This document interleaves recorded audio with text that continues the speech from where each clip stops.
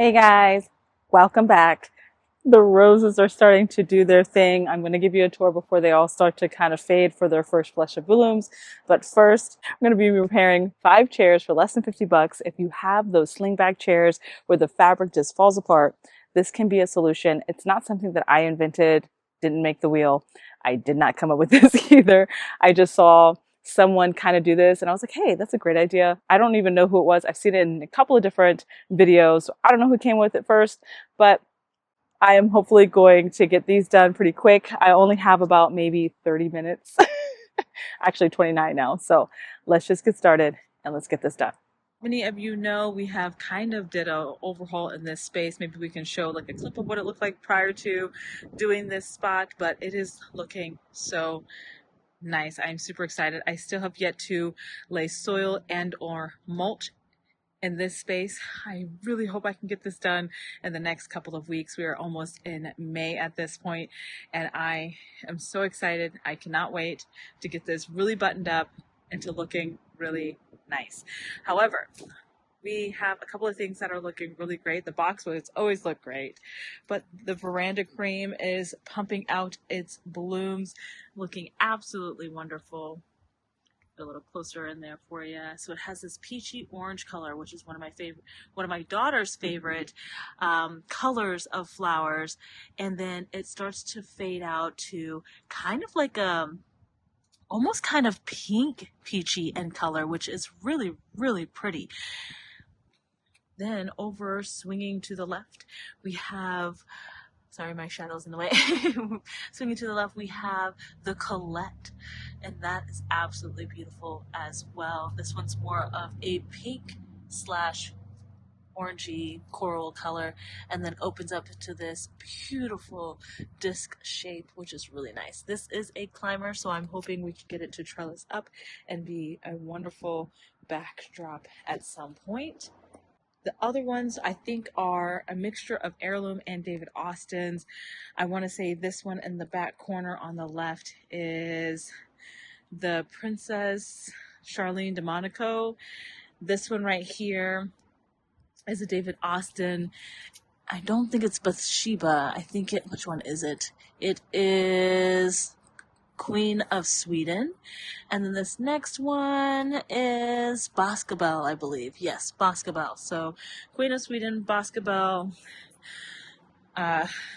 Princess Charlene de Monaco. The one that I showed you that is blooming is the Veranda Cream. In the middle is Violet's Pride. And then this last one I cannot, for the life of me, remember. Remember who you are. I can't remember. But I was really worried about this one right here because these guys were flushing out and pushing new growth fairly quickly after planting them. But this one has just kind of sat there. It's taking its time.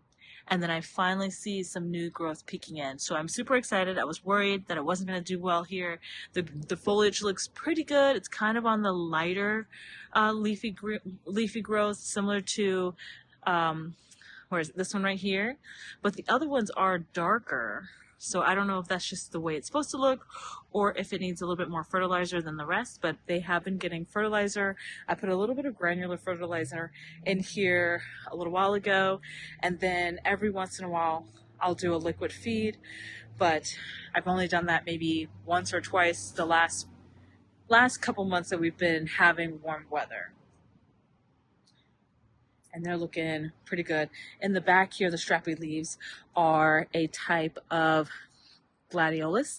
They're like a Barbie pink. They're really pink on the outside with kind of a white center. So most of the colors in here are pale pinks, creams, and oranges with a splash of that purple mixed in. And that violet is it's not super dark. It's not like a, you know, on Willy Wonka's Violet's Turning Violet. It's not that dark. It's kind of a pale purple in a sense, like a lavender, but it's absolutely beautiful. I have more soil to get out in the garden, which is part of what I'm going to be doing today. The star jasmine is looking absolutely wonderful. It is about to explode, and I cannot wait because it's going to smell really amazing back here.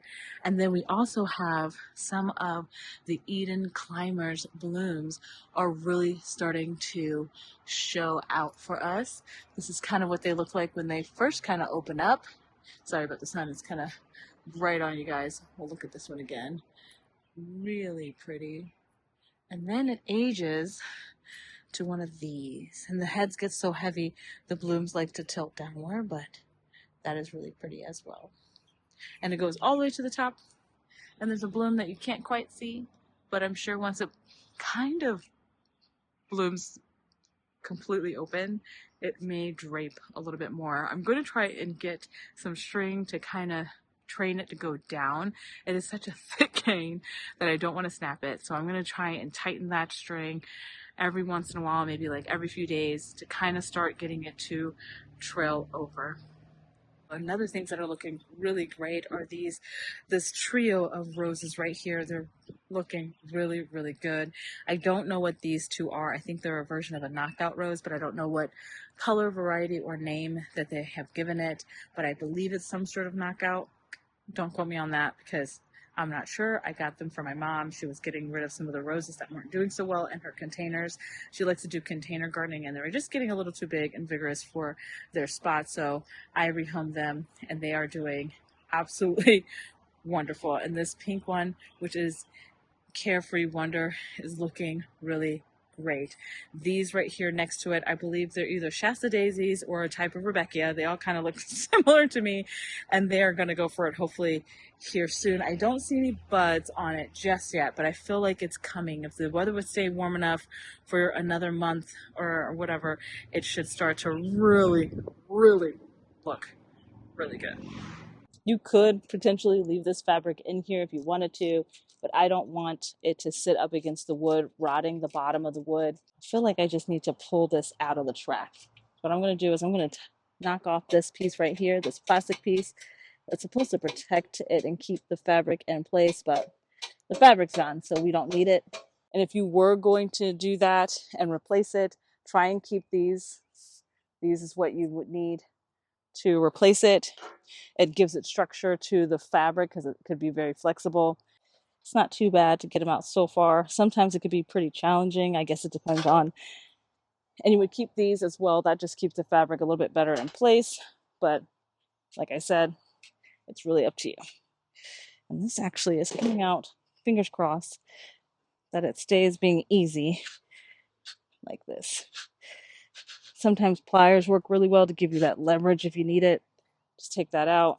Take this, looks like some sort of flexible wood dowel. Essentially, I'm going to start where the other piece was. We're going to use 5. 4 was just not quite enough. I would have larger gaps in between.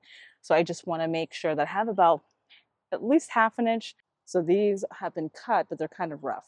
And you just don't want splinters to be a thing. Nobody wants splinters up their butt. All right, the screws that I ended up getting was 8 1/4 of an inch. I just got them at the local box stores, Lowe's, I believe, and I just got these. I would have loved to have gotten something a little bit darker. These do really well.